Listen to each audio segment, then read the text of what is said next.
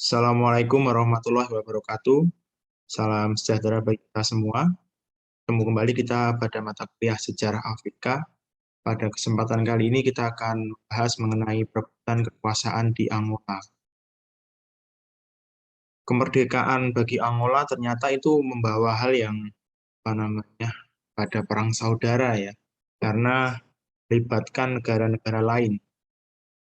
Negara-negara lain adalah negara-negara komunis yang berada di pihak MPLA ya, Movimento Popular Libertacão de Angola, karena bahasanya bahasa Spanyol, atau Gerakan Kemerdekaan Populer untuk Angola yang didirikan oleh Partai Komunis Portugis, ya, didukung oleh Uni Soviet pada tahun 1956. Jadi memang awal mulanya memang di sini diperebutkan oleh bangsa-bangsa Portugis, Spanyol, ya seperti yang terjadi di bagian negara Afrika yang lain ya. Kemudian negara barat di pihak FNLA ya, Frente Nacional de Libertacão de Angola atau Front Nasional Pembebasan Angola yang disokong oleh Amerika Serikat pada tahun 1957. Nah, ini sudah nampak ya bahwa ada Amerika Serikat dan Uni Soviet, di mana ini merupakan dampak dari adanya Perang Dingin setelah Perang Dunia Kedua. Kemudian tahun 1966 juga didirikan UNITA, União Nasional para Independencia Total de Angola, atau Persatuan Nasional untuk Kemerdekaan Total Angola oleh Jonas Savimbi yang pernah menimba ilmu di Tiongkok. Maka terjadi perebutan pengaruh ya antara Soviet dan Amerika Serikat, karena memang sejak awal perjuangan tiga kelompok yang ada di Angola ini, MPLA, FNLA, dan kita ini sering bertarung satu sama lain daripada mengupayakan sebuah persatuan. Masing-masing menganggap bahwa dirinya itu merupakan wakil rakyat Angola dan tiganya saling sui. Nah, ini awalnya direncanakan setelah kemerdekaan diberikan masing-masing gerakan akan menyumbang 8.000 orang pasukan untuk tentara nasional. Setelah itu diadakan pemilihan umum untuk Majelis Nasional yang bertugas menyusun konstitusi, mendirikan negara, dan memilih presiden. Akan tetapi tidak berjalan dengan lancar dan timbul konflik. Lalu muncul pertempuran antara MPLA dengan FNLA yang kemudian melibatkan pula UNITA di pihak FNLA. Jadi MPLA ini melawan FNLA dan UNITA. Akhirnya Portugis turun tangan ya. Jadi setelah lama meninggalkan, Portugis turun tangan mengambil kekuasaan dengan membentuk suatu rezim militer, tetapi tidak berhasil dan pecah. Ya, utara di bawah MNLA dan tengah di bawah Kabinda di bawah MPLA dan selatan di bawah UNITA. Jadi ini Portugis lalu lepas tangan ya, dan ini suatu bentuk yang tidak bertanggung jawab. Nah, ini wilayah dari Angola ya.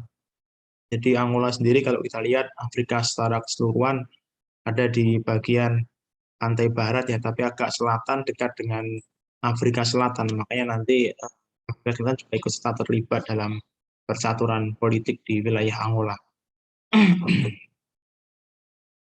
Ini perpecahan di dalam Angola yang pertama. Ini Portugis menyerahkan kuasaannya secara penuh ya pada tanggal 10 November 1975 kepada Laksamana Leonel Alexander Cardoso. Ternyata tidak sesuai dengan rencana dan menyerahkan kepada seluruh rakyat Angola tanpa mengurusi konflik tersebut. Terus selang sehari setelah penyerang kedaulatan, diproklamirkan dua negara, yaitu Republik Rakyat Angola di Luanda oleh MPLA dan Republik Demokrasi Rakyat Angola di Huambo oleh FNLA dan UNITA.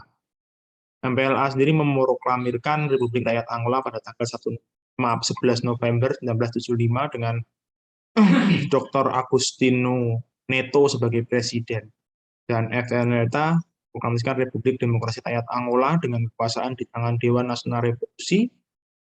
Ini yang terdiri dari 12 orang dari FNLA dan 12 orang dari UNITA, dan Soviet serta negara-negara komunis lainnya langsung mendukung Republik Rakyat Angola. Sedangkan negara barat mendukung FNLA dan UNITA tanpa mau mengakui Republik Demokrasi Rakyat Angola. Nah, ini tetap timbul perang saudara ya. Ini penyebabnya adalah kesukuan.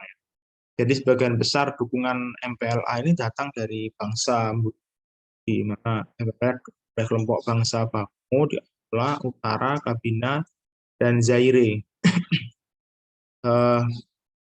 Ini tentu kalau namanya kesukuan ya sulit kan ya apa namanya dipersatukan. Kemudian yang kedua adalah perbedaan ideologi. MPLA menganut sistem Marxis dengan pola Soviet, sedangkan FNL dan UNITA menganut sistem demokrasi dan memberi tempat pada swasta. Jadi MPLA ini hubungannya sulit untuk berdampingan dengan kelompok lain.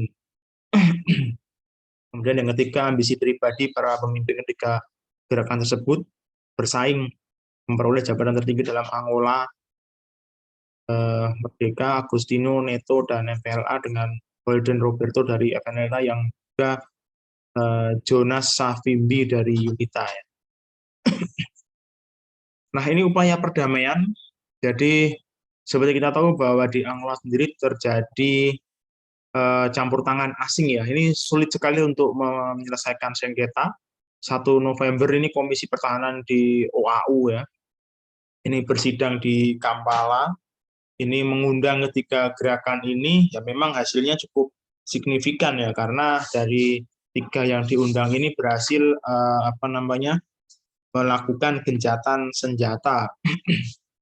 Tetapi MPLA ini menolak keputusan ini dan PBB melalui yang waktu itu ada sekjennya bernama Baldem ini menyerukan perdamaian namun tidak mendapatkan sambutan dari ketiganya. Maka memasuki 1980-an, MPLA berhasil menguasai sebagian besar wilayah di Angola dan mendeklarasikan diri sebagai penguasa berdaulat di Angola. Nah, ini FNLA sudah kehilangan pengaruhnya, maka yang tersisa adalah UNITA. Sejak saat itu, pasukan Afrika Selatan sering melakukan penyerangan ke Angola untuk melawan MPLA. Sementara itu, Uni Soviet terus memasok senjata bagi MPLA. Jadi di sini mulai terlihat Afrika Selatan ikut serta ya, karena dia adalah wakil dari negara-negara Barat yang dalam hal ini adalah Amerika dan sekutunya. Tahun 1988 pertempuran antara pasukan Angola, PLA dibantu oleh Uni Soviet dengan UNITA yang dibantu di Afrika Selatan.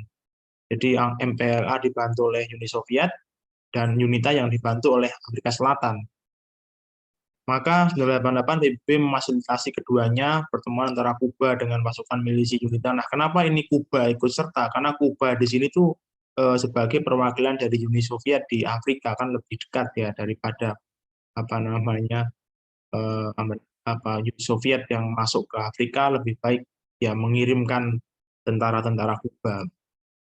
UNITA mengklaim bahwa pertempuran harus terus terjadi karena pasukan Kuba ikut campur dalam masalah internal Angola dan muncul kecurigaan Kuba menyebarkan komunisme di Angola.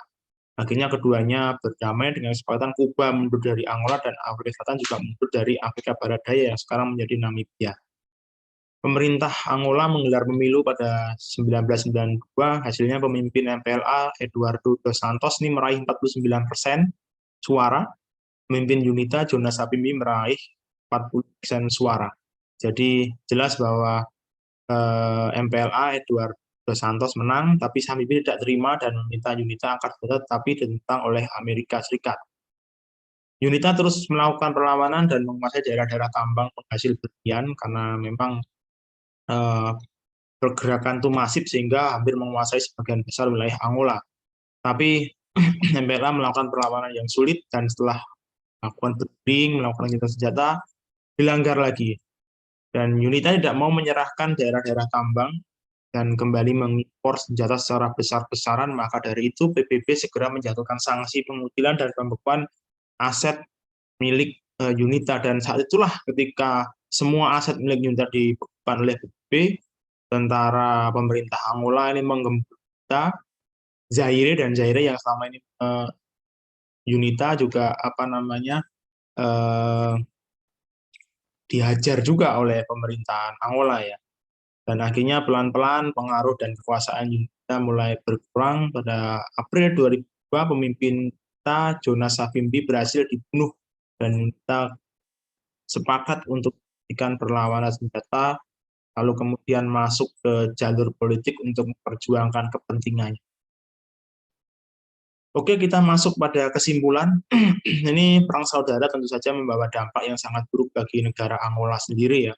Karena di situ ada ratusan ribu anggota milisi, tentara Angola hingga rakyat biasa ini meninggal.